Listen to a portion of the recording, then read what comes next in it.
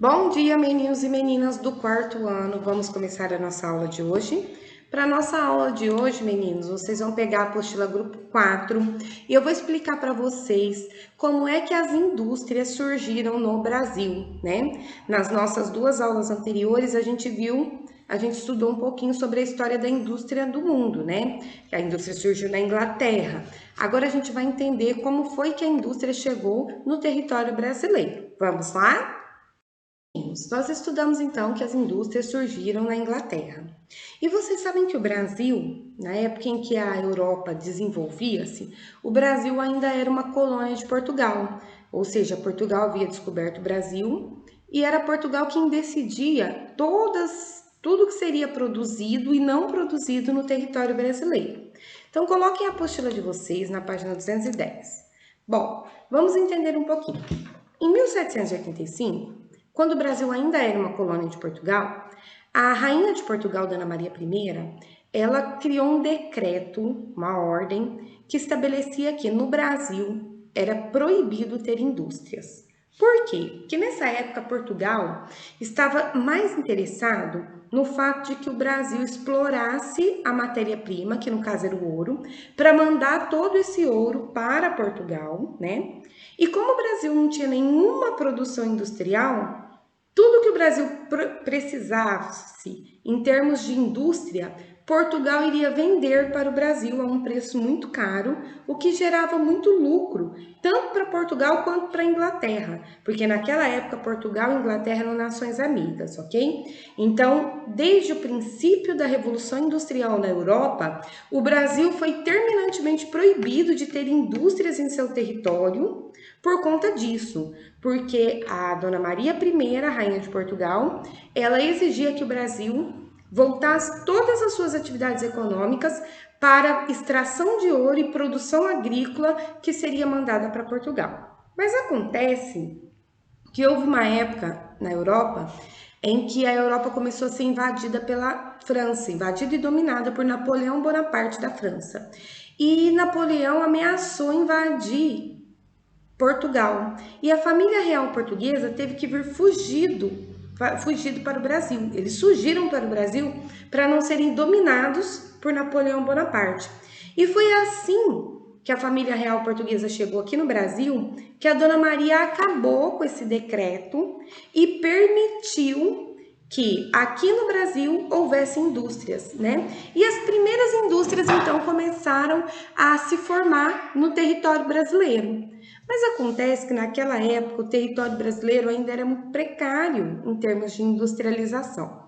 E as indústrias brasileiras, elas não conseguiam produzir produtos, fazer produtos de qualidade como os ingleses.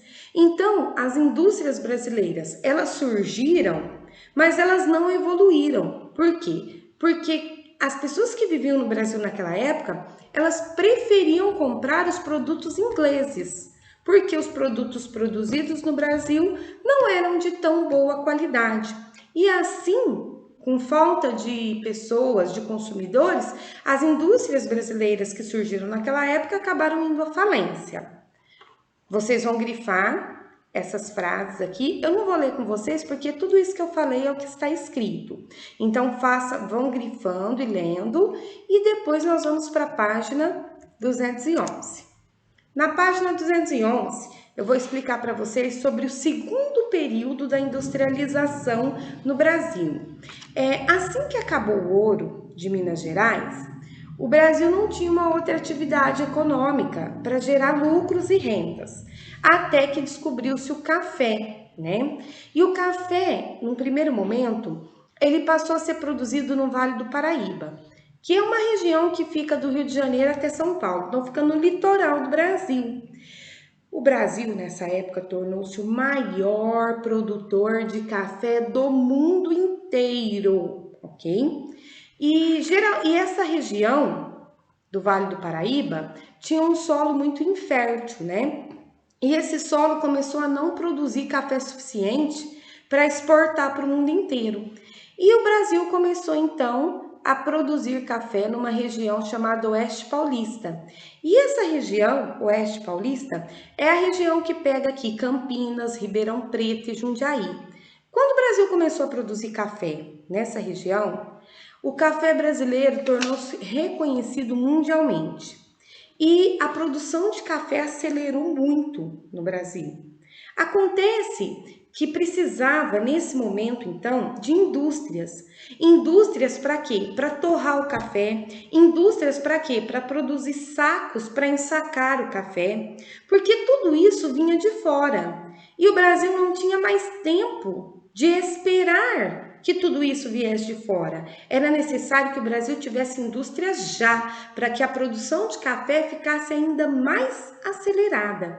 Então, o segundo momento da indústria brasileira foi esse, a expansão do café. Com a expansão do café, teve um novo nascimento da indústria no Brasil. Por quê? Porque precisava-se de indústrias para moer café, para torrar o café, para produzir sacos para embalar o café. Então, nesse momento, ressurgiu a indústria no Brasil.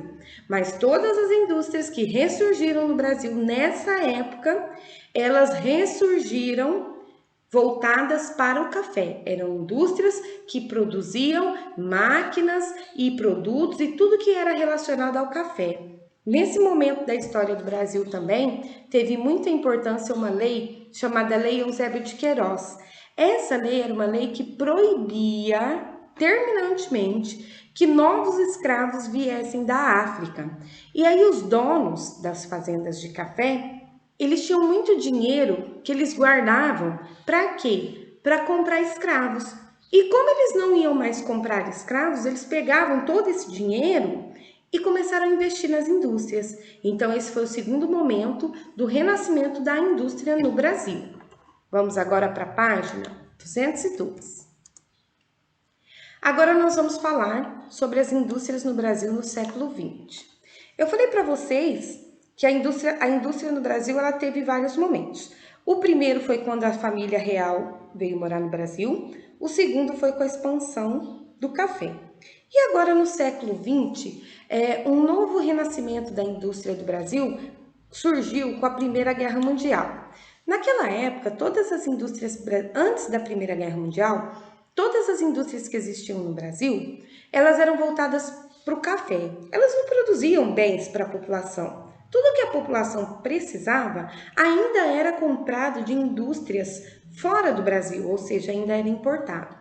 Com a Primeira Guerra Mundial, a Inglaterra e os Estados Unidos, que eram os principais países que forneciam produtos para o Brasil, eles pararam de produzir para poder produzir armas. E nesse momento o Brasil, ele se viu totalmente desamparado, porque ele não produzia os produtos que ele necessitava, ele só produzia café.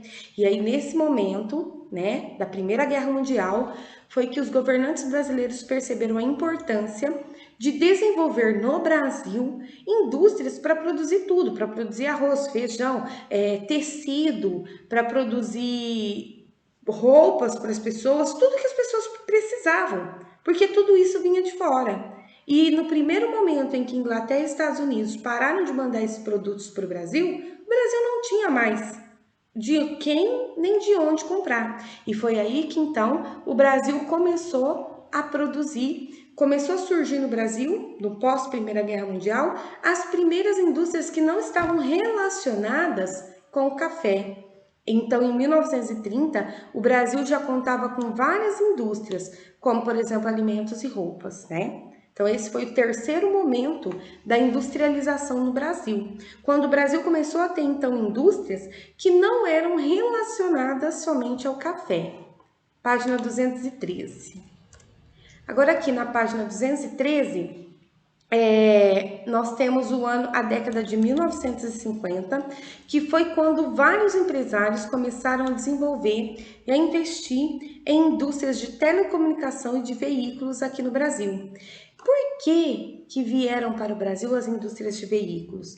A maior parte das indústrias de veículos, nessa época, elas eram de outros países. E eles perceberam que aqui no Brasil existia muita matéria-prima para produzir veículos. Essa matéria-prima era extraída aqui no Brasil e mandada lá para os outros países. Isso tinha um custo muito alto. Então, essas pessoas, esses donos de indústrias de veículos, eles pensaram, já sei, eu vou montar a minha fábrica lá no Brasil, que o processo de produção vai ficar mais rápido, porque eu vou estar perto da matéria-prima, e além de ficar mais rápido, vai ficar mais barato, porque eu não vou gastar tanto para transportar essa matéria-prima.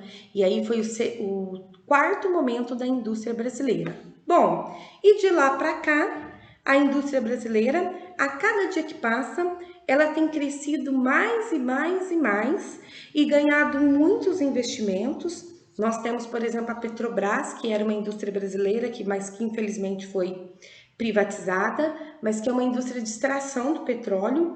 E hoje, atualmente, o Brasil, ele tem todo e qualquer tipo de indústria e ele tem vários investimentos no setor industrial. Aliás, é o setor industrial que move o Brasil, tanto quanto a agricultura, combinado?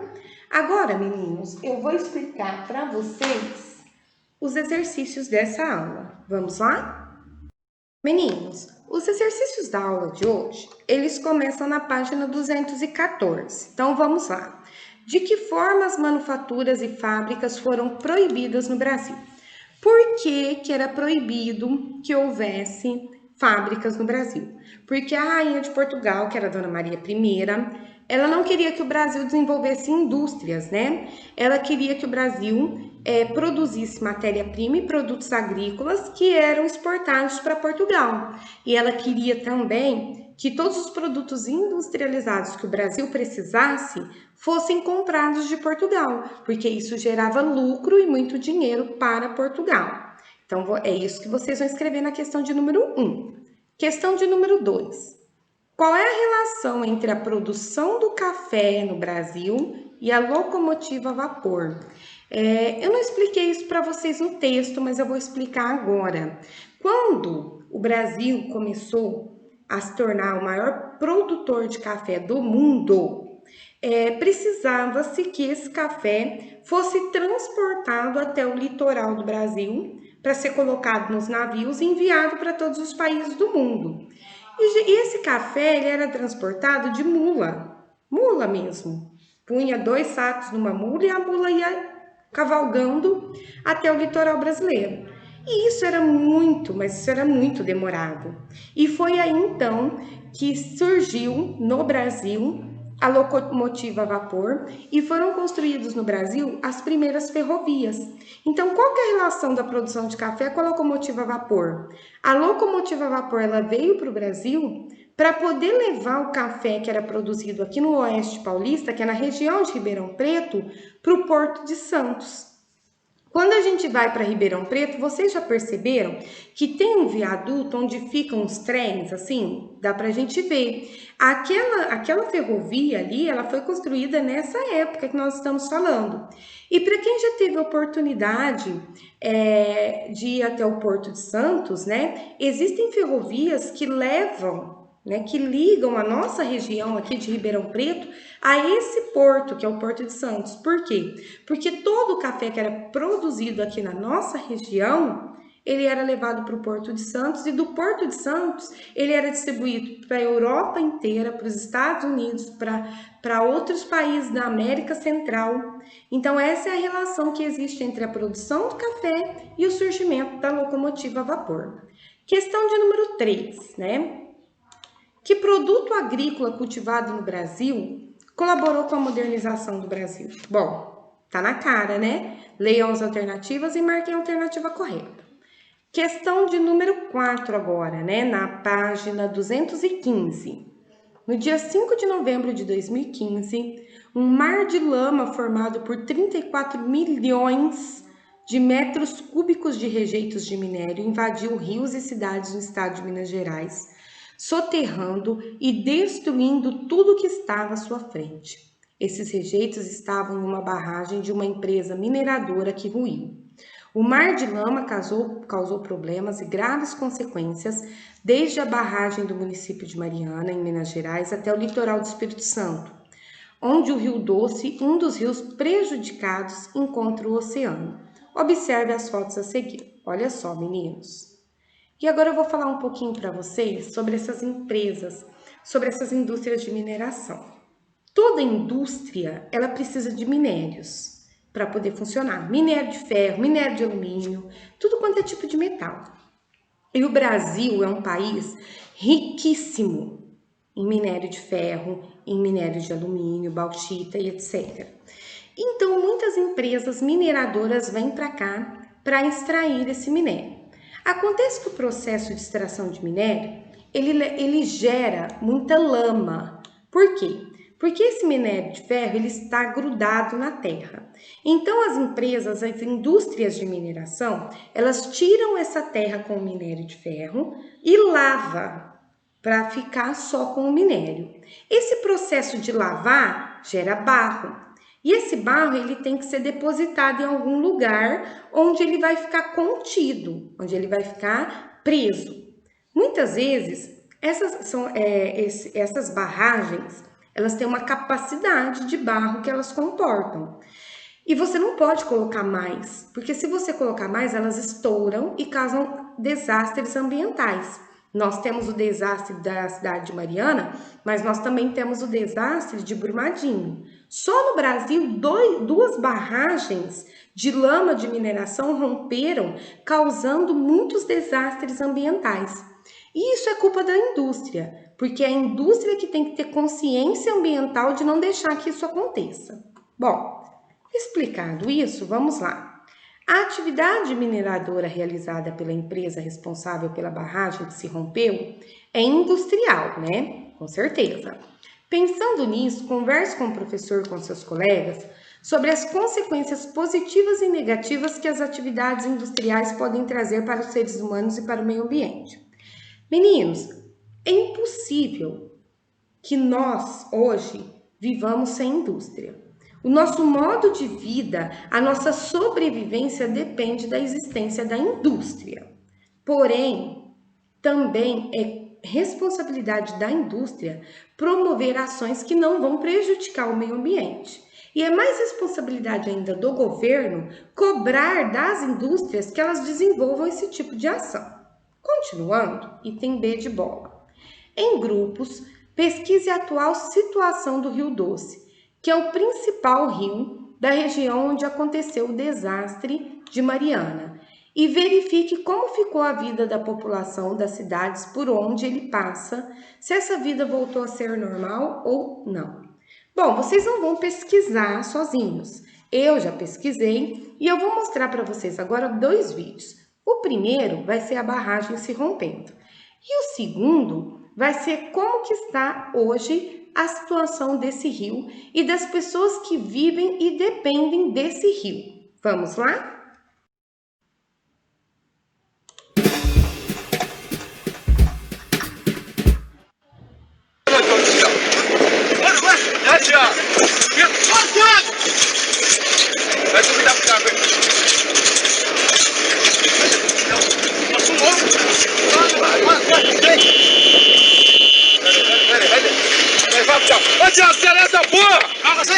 Meu caminhão.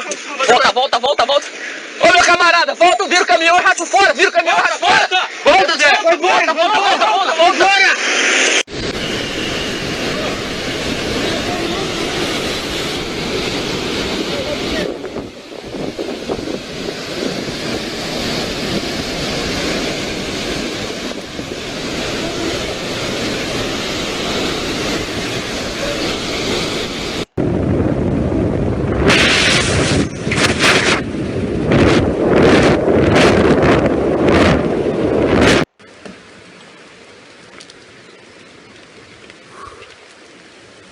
Igualzinho de tsunami, ó.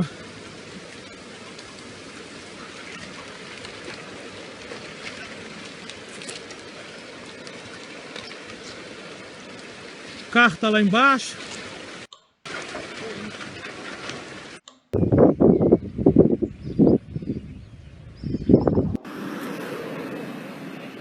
Estamos aqui na ponte Rio Doce, cidade de Rio Doce. De Mariana aqui, 100 quilômetros. a lama da barragem chegando aqui, ó.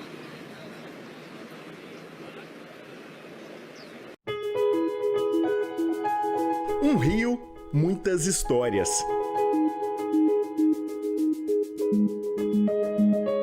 O Rio Doce tem uma proximidade muito grande com as comunidades ribeirinhas. Tiago, você sempre foi pescador? Sim, Pescava onde? no Rio Doce. E como é que era pescar no Rio Doce? É gostoso, né? A gente ia em busca de diversão e também trazer um peixinho pra dentro de casa, né?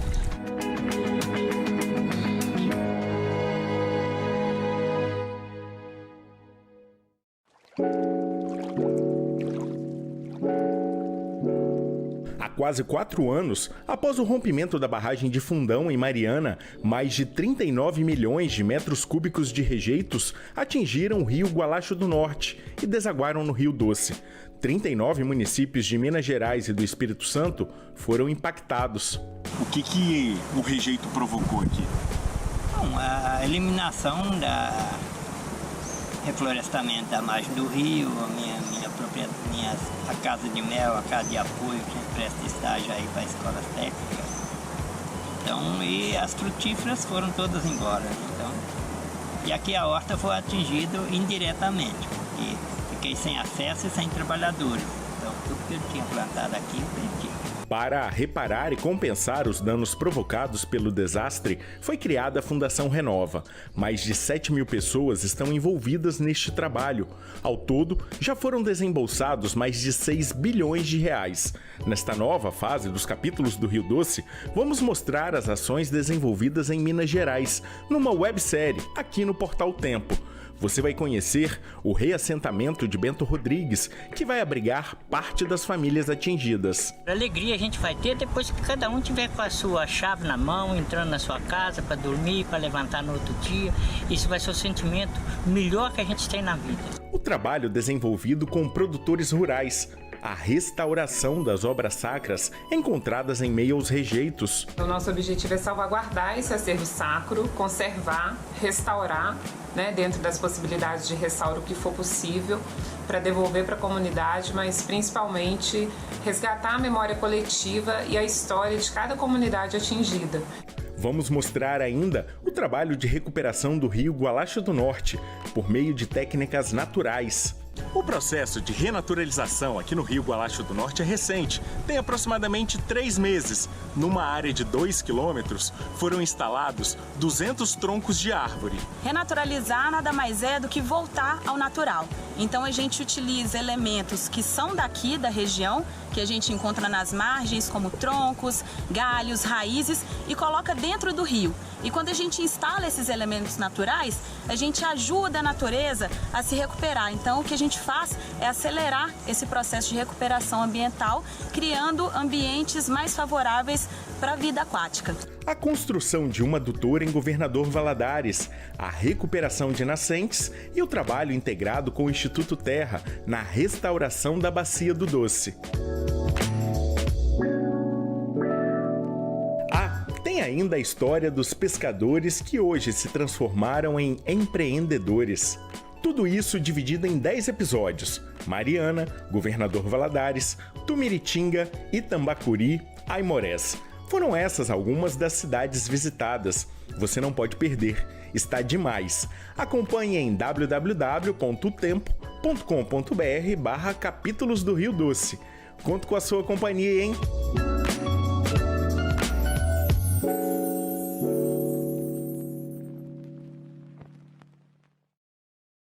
Bom, meninos, agora que vocês já assistiram os vídeos que mostram a tragédia e que também mostra como que ficou a vida das pessoas que dependiam do Rio Doce depois dessa tragédia, vocês vão registrar aqui as suas conclusões, né? Ou seja, o Rio Doce, a vida do Rio Doce, as margens do Rio Doce voltou a ser como era antes, sim ou não e por quê? E por último, exercício de número 5. Pense sobre o que você estudou nas atividades deste grupo, desde o surgimento das fábricas e as transformações que elas trouxeram para a vida dos seres humanos, até como isso tem reflexo na sua vida. Agora imagine como seria a sua vida se a Revolução Industrial não tivesse acontecido. E escreva uma pequena história sobre isso. Vamos parar para pensar como seria a nossa vida sem a Revolução Industrial, né? Pensa, reflete. Existem dois fatos. O primeiro é que o surgimento das indústrias ocasionou a poluição e a degradação do meio ambiente. E o segundo também é que com o surgimento das indústrias, a vida do ser humano ficou mais fácil e hoje seria praticamente impossível sobreviver sem as indústrias. Então, pensando, né, nesses dois lados opostos, cria a sua história, cria a sua conclusão. O que você pensa sobre isso? O que você pensa sobre o fato da gente precisar da indústria para sobreviver e sobre o fato da indústria poluir o meio ambiente? O que você acha que pode ser feito para que a gente tenha indústrias, já que são importantes para a nossa sobrevivência, mas que o meio ambiente não seja prejudicado, porque se destruirmos o meio ambiente, nossa sobrevivência estará comprometida. Reflita a respeito disso e escreva sua conclusão aí, ok? Galerinha, a nossa aula de hoje chegou ao fim. Vocês vão tirar foto para a tia Letícia das páginas 209 até a página 216 e vai mandar para a tia Letícia poder fazer a correção, tá bom? Meninos, um beijo para vocês e até a semana que vem.